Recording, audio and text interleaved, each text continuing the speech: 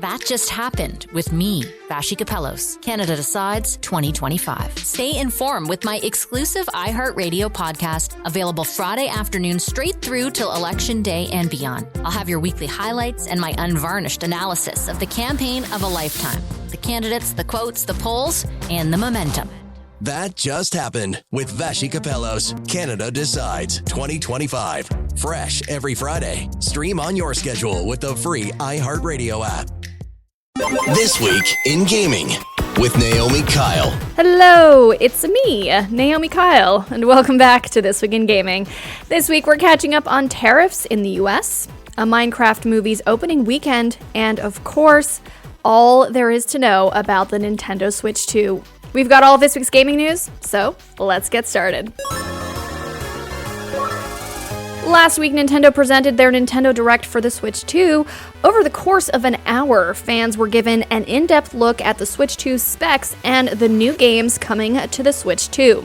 The Direct itself was jam-packed with information, but since then, even more information about the Switch 2 has trickled out from interviews, blogs, and hands-on impressions. I'll do my best to get you up to speed on everything you might have missed during what has been an eventful week in gaming, to say the least. The Switch 2 console is coming equipped with all the upgrades you might expect from the Nintendo Switch's successor. The Switch 2's 1080p LCD screen is 7.9 inches across. When docked, the Switch 2 is capable of displaying games in 4K resolution, and it can output up to 120 frames per second in some cases, making the Switch 2 a viable option for professional gamers. All of this added tech may come at a price when playing portably, however, as the Switch 2 is estimated to have just 2 to 6.5 hours of battery life when played in handheld mode. Even though the Switch 2 will have a larger battery than its predecessor at launch, playing games at a higher resolution with a better frame rate on a larger screen is certain to affect battery life. The Switch 2 is backwards compatible with Nintendo Switch games and will come equipped with 256 gigabytes of internal storage. That is 8 times more storage than the Nintendo Switch, which launched with just 32 gigs of internal storage. The new Joy-Con 2 are larger, sporting bigger thumbsticks and shoulder buttons. The feature I am most excited about on the Joy-Con 2 is the inclusion of a new button Nintendo is calling the C button. This button can be found on the Switch 2's right Joy-Con, and it allows for quick access to Nintendo's latest online feature called Game Chat. Game Chat introduces a simple way for Nintendo Switch 2 players to connect with friends. The Nintendo Switch 2 uses Game Chat to host audio and video chat with the addition of a built-in microphone and a video camera that is, at this time, sold separately. The Direct wasted no time revealing the Switch 2's new games, rolling right into a full trailer for the next Mario Kart World. Unseen in previous titles, Mario Kart World will feature an open-world design that players can explore freely, much like Forza Horizon. The game will feature grinding, wall jumping, and races capable of accommodating up to 24 players. Mario Kart World is also introducing a roster of at least 50 racers. To put that into perspective, Mario Kart 8 Deluxe had 48 total racers, including those added from the DLC. So, not only will Mario Kart World have the largest number of player characters to choose from, but it is reasonable to expect even more racers to be unlocked within the campaign and in future DLC. Mario Kart World will be playable online with friends and will take full advantage of Game Chat. Mario Kart World is releasing as a launch title for the Switch 2. Other titles for the Switch 2 include Pokemon Legends ZA, Metroid Prime 4, and Kirby and the Forgotten Land. The Nintendo Switch 2 edition of Metroid Prime 4 will take advantage of the Switch 2's mouse controls and offer a quality mode that runs the game at 4K resolution at 60 frames per second, and a performance mode that drops the resolution down to 1080p but doubles the game's frame rate at 120 frames per second. The Nintendo Switch 2 edition of Kirby and the Forgotten Land improves overall performance and introduces a new story to the base game called Star-Crossed World. It releases later this year on August 28th. Nintendo revealed that a Kirby series once thought to be forgotten is coming back as a sequel. That's right, Kirby Air Riders is coming to Nintendo Switch 2 later this year. Nintendo announced that GameCube games will be coming to Nintendo Switch Online for the Nintendo Switch 2. That's right, F-Zero, GX, Soul Calibur 2, and The Legend of Zelda Wind Waker will be available to play at launch, with more classic GameCube titles like Super Mario Sunshine, Super Mario Strikers, Fire Emblem Path of Radiance, Pokemon XD, and Pokemon Colosseum coming at a later date. Nintendo introduced a brand new title they have been working on to showcase the Switch 2's mouse controllers. They're calling Drag X Drive. Drag X Drive is a sports title highlighting wheelchair basketball, where players go head-to-head in 3v3 matches, shooting, dunking, and performing tricks with just the Joy-Con.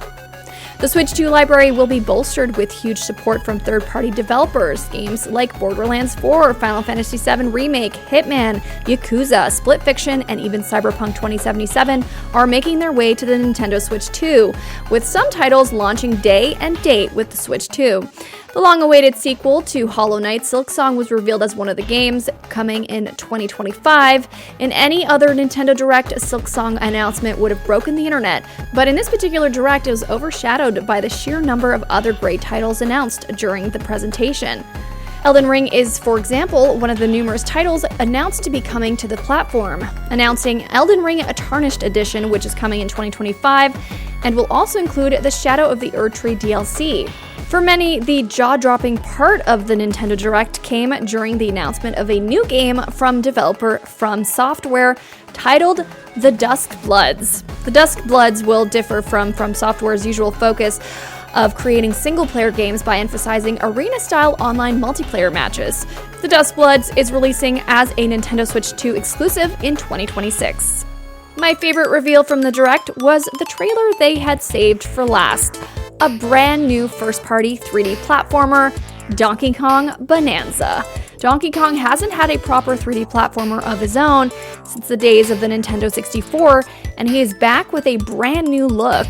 The new art style feels reminiscent of the style used in Mario Odyssey, and DK's new cartoonish character design allows DK a wider range of expression.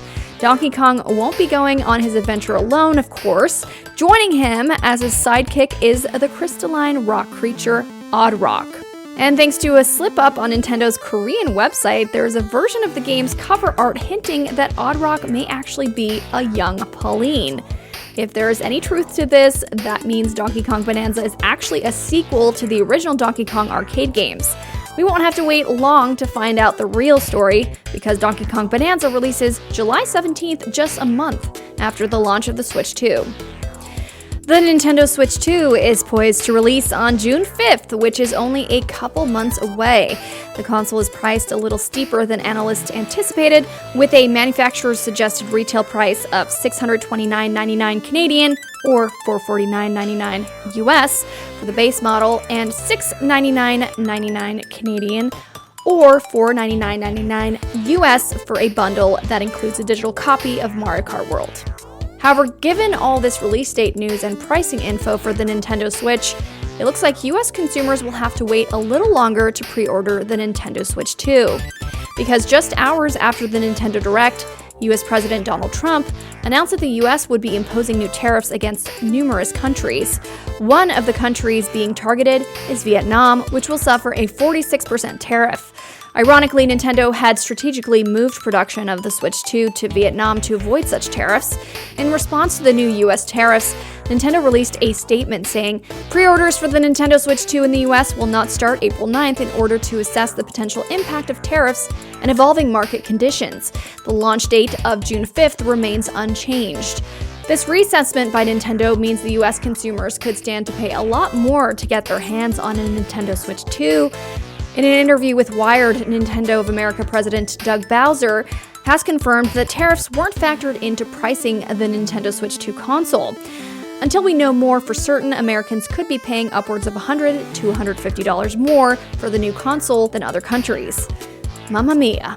We'll have more on this story with our guest this week, so stay tuned. Despite middling review scores, a Minecraft movie is digging up diamonds at the box office. During its opening weekend, a Minecraft movie earned $157 million in sales at North American theaters, double jumping over the previous record of $146 million previously held by the Super Mario Bros. Movie for a high-gross video game adaptation. The Minecraft movie raked in another $144 million internally, earning it a grand total of $301 million in just its opening weekend, easily doubling the film's reported budget of $150 million. We love to see it. Now it's time to go over the video games releasing this week. Games out this week. On April 8th, Burden of Command and Locomoto release exclusively on PC. South of Midnight weaves onto PC, Xbox Series X and S, and is available day one on Xbox Game Pass. Then April 9th, Drive Loop drifts onto PC. Commando's Origins invades PS4, PS5, PC, Xbox One, Xbox Series X and S, and is available day one on Xbox Game Pass. Descenders Next drops in on PC, Xbox One, Xbox Series X and S, and is also releasing day one on Game Pass. On April 10th, Steel Seed and Monster Energy Supercross 25 release on PS5, PC, and Xbox Series X and S. Blueprints shifts onto PS5, PC, Xbox Series X and S, and releases day one on Game Pass. The Talos Principle Reawakened pontificates on PS4, PS5, PC, and Xbox Series X and S. Monaco 2 and Willow Guard release exclusively on PC. Crashlands 2 Crashlands onto PC and mobile devices. And Promise Mascot Agency flirts on all platforms. On April 11th, we get Traveler's Refrain releasing on PC, and on April 14th, The Fool's Apprentice performs exclusively on PC, Prince of Persia: The Lost Crown gets ported to mobile. The Epic Game Store is offering 3 free games this week. River City Girls, Arcadegeddon, and Idle Champions of the Forgotten Realms will be available for download from April 10th until the 17th. Quest complete. So that's the news for this week. It's now time to chat with our guest. Destin Legarie joins us to chat about all the news that came out of the Nintendo Direct and then some. Select game mode. Multiplayer. Hey Destin, welcome back to This Week in Gaming. It's good to have you back. Thank you for having me, Naomi. It's great to be back. I'm so excited to have you for this because the Nintendo Switch 2, there's been so much hype about it. I'm so excited to talk to you about your thoughts about everything that got revealed. There's obviously a lot of backlash too on certain things, but we'll get to that. What did you think of the reveal? Like, how did you feel about it? What do we think right now? The Switch 2, did it live up to the hype? I think in terms of reveal, for me personally, I was still pretty excited about the hardware, about how they added functionality like the ability to let the Joy-Cons actually act as a mouse. For me, as somebody that primarily plays on PC, that was really compelling. And then beyond that, just the fact that it's larger, that it can store more games, all of that sounds really, really great. It looks like they're also trying something with like digital sharing. So if you buy one copy of a game, you could lend it out to a friend for a week or two. And I think that'll be really, really interesting to people with kids like myself, where the kids want to borrow each other's games and such. Yeah, I love that feature. And you're right about the mouse. I think we had you on the show to talk about the Switch 2 last time, right? Yeah, you did actually. This was totally like unplanned. I just put the pieces together. I'm like, didn't we talk about the mouse functionality as well last time about this? So June 5th, it's coming out. What did you think of the reveals? What was the most exciting thing you saw? Was there any surprises for you at that point? Definitely the FromSoftware game. I think everybody was caught off guard by a third-party game that's exclusive called the Duskbloods by FromSoftware. Nobody saw that a million miles away. We're all waiting for Bloodborne 2 on PlayStation 5 or something with FromSoftware. And here's the Nintendo Switch 2 with the big exclusive game from this company everybody loves. Yeah, that was the wild one for me. I also wasn't sure how they would do a new Mario Kart, but they went open world with that, which I thought was really cool. My big joke that I keep saying is not like super innovative, but like GTA 6 needs to watch out because that map looked massive. And yeah, it looks like you can finally just go roam around. And but there's still, the classic Mario Kart races, 24 players, which is really cool. Really excited about Donkey Kong Bonanza. What did you think of that?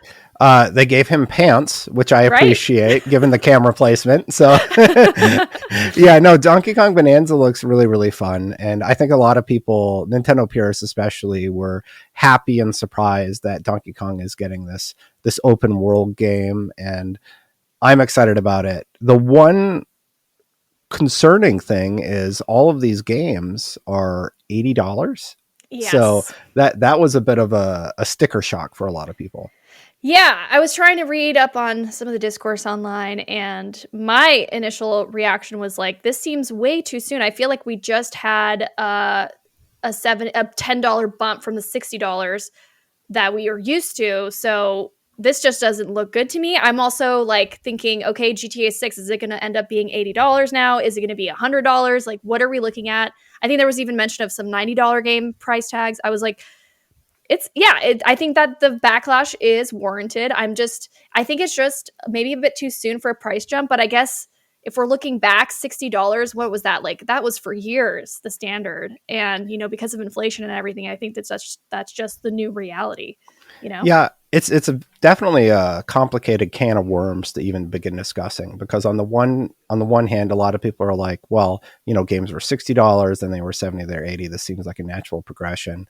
But I don't think that consumers are necessarily going to worry about inflation, because we're dealing with cost increases across the board on everything. So there's been a big backlash against this online, and a lot of people are pretty upset that an $80 video game is that price point that might actually price them out. And the pricing you were referring to was in some regions it's $80. That's for the digital edition. If you want to get the physical edition, like a lot of people like having their carts, that's $90.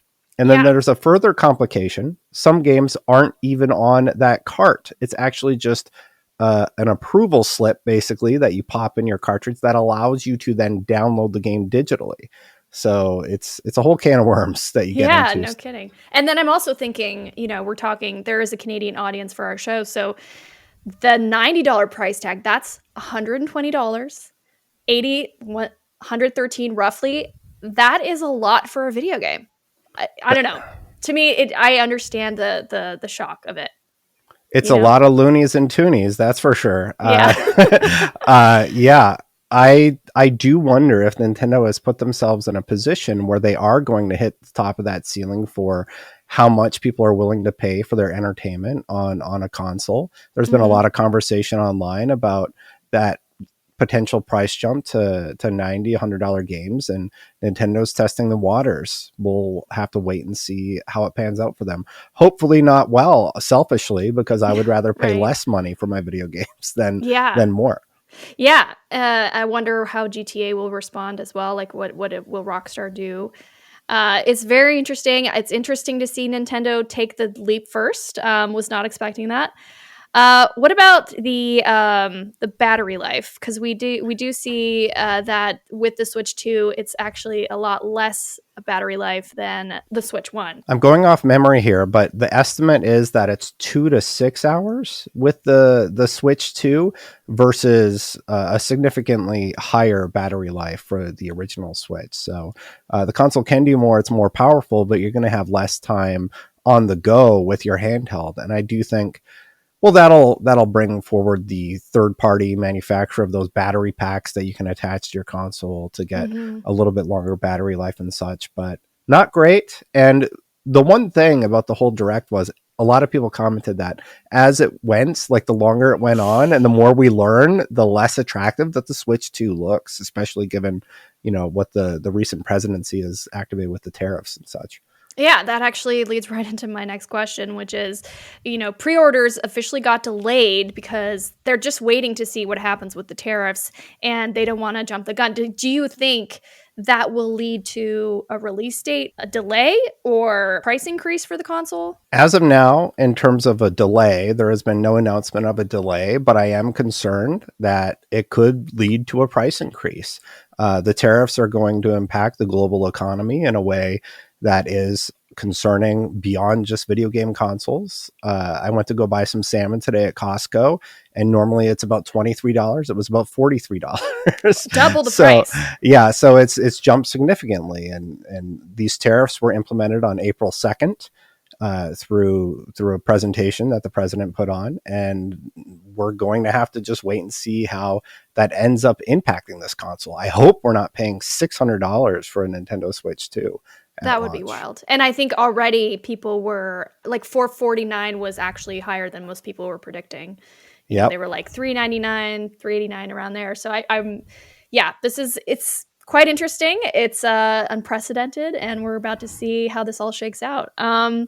On a more positive note, we did get Zelda, the Legend of Zelda movie. We got an official release date thanks to the release of the app. This was a bit earlier, but I wanted to get your fan casting predictions. Like, who would you like to see play Zelda? Who would you like to see play Link? Do you have any particular thoughts about it? I know we have until 2027 to find out, but...